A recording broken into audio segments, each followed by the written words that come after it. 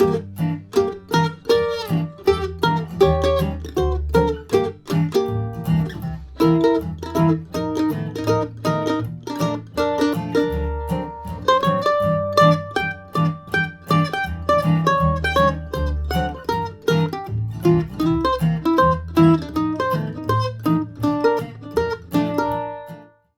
this video, I will show you some simple but very efficient tips for soloing on the tune It Don't Mean a Thing.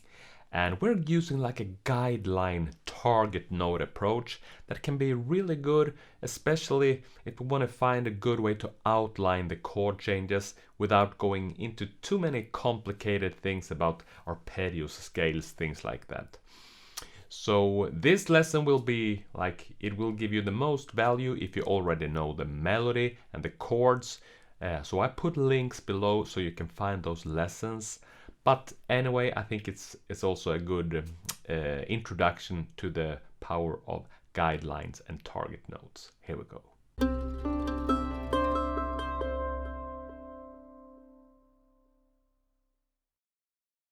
My name is Magnus Sedlund and I help mandolin players just like you get to the next level. If you're new here at the channel, make sure you subscribe because we have new videos like this coming out every week. Also hit that bell notification button and you will get notified as soon as we publish a new video.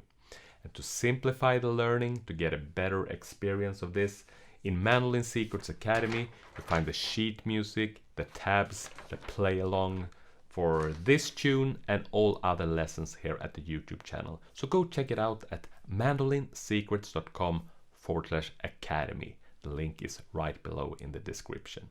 So in the very beginning of the lesson, you can hear me playing first a melody and doing a little bit of an improvisation over the chord changes.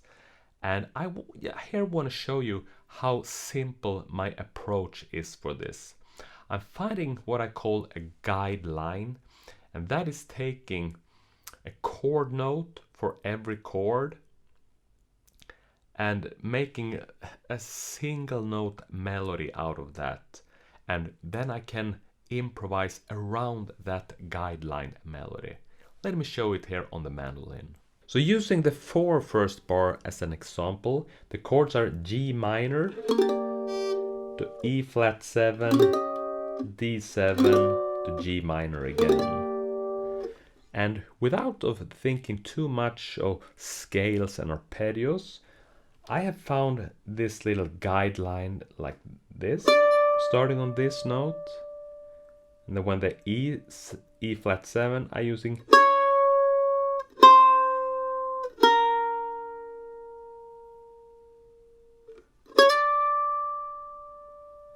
then the D flat to C to B flat.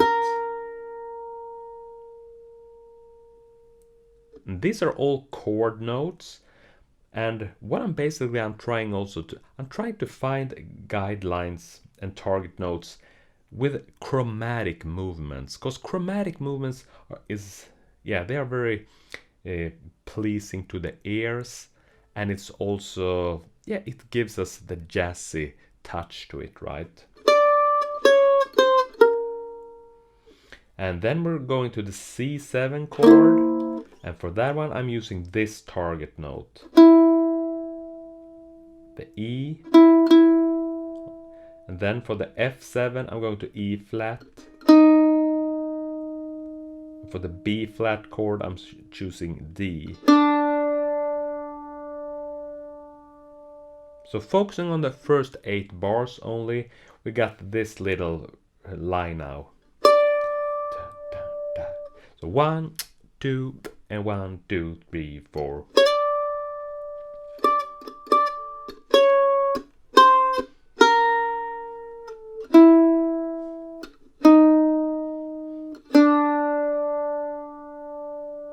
I'm doing it with a backing track so you can hear it, and this is how simple I keep it. For now it might seem, but what can we actually do with this? But let me show you that in a minute. But first, this simple line. 3, 4, 2, 2, 3, 4.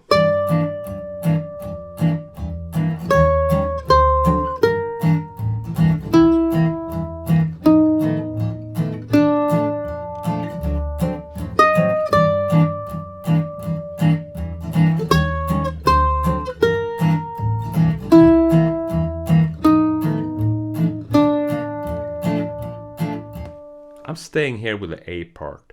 You can see the power of a guideline like this is it's really telling us when we're making a chord change, when we're shifting the chords, and the melody is following along there. And what we're then doing, because I'm also calling this like target notes. That means we can target this note for every chord, and we don't have to play it only this note. But one like way that I think it's good to get into it is doing a little bit of a bouncing thing. So going to bouncing towards the top G note.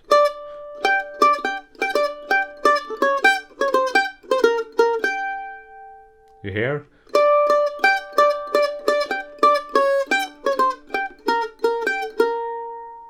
I can even continue this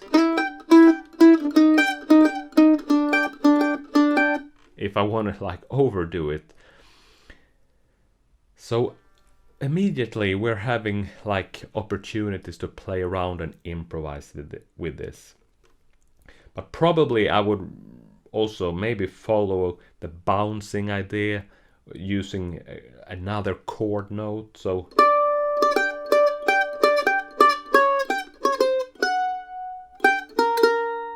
something like that. But let's just have a listen to if I'm doing it bouncing towards the top G. What comes out of this then? 1, 2, 3, 4.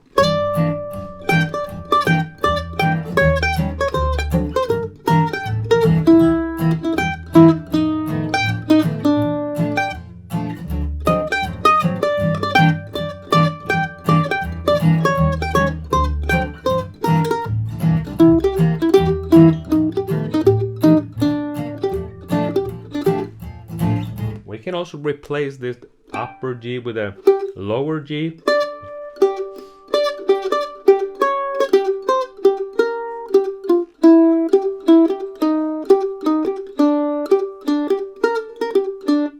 Something like that. But we can even like try to make only like a chromatic movement to the target note, like this. 1, 3, 4, 2, 2, 3, 4.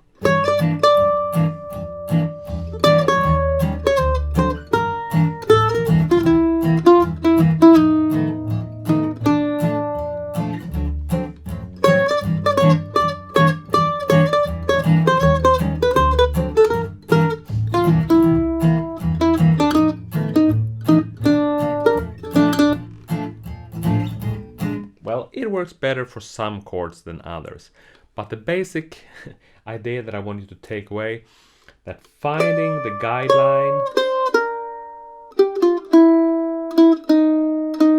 and then using that one as the framework for our improvisation. And you can also do start running arpeggios following the guideline.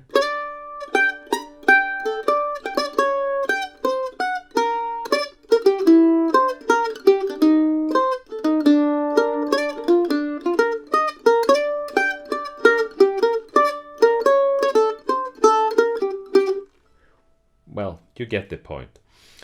So we already covered the A part. For the B part, my guideline looks like this. We're going into the B flat 7. I'm using the A flat to G. And for the C chord, using this E note again. To F to D7. Up to G. The B part.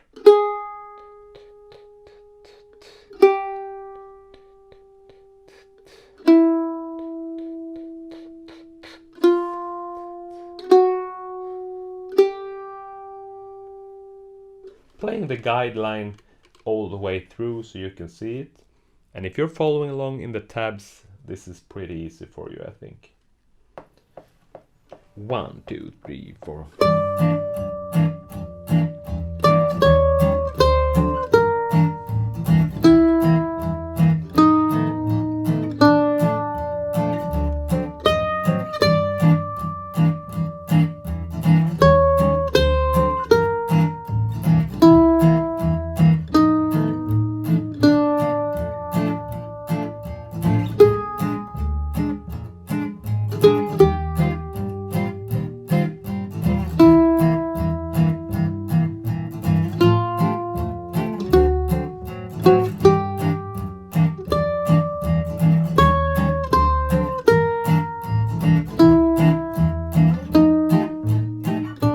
Doing a bit of bouncing here.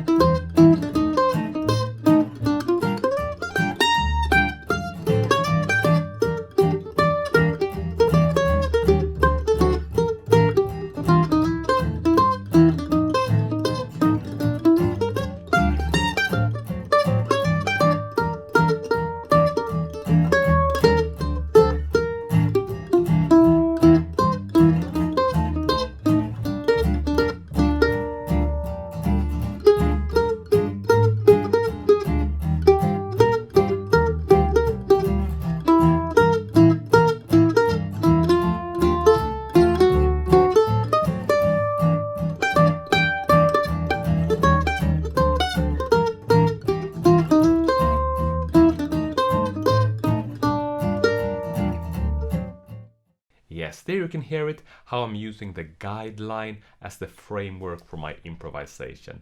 And the bouncing thing, it's especially good when the tempo is being really fast. When there's no room for all these things, we can do it. For me, it's almost like an Louis Armstrong kind of thing. And also you can hear Django doing that kind of thing. Well, all swing players basically. Please leave a comment below letting us know if you are using the guidelines and target notes when you're about to do an improvisation like this. Let us know, we'll be very interested to see what is your experience with target notes and guidelines. As always, if you like the video, hit the thumbs up. Thank you so much for watching. See you in a new video soon.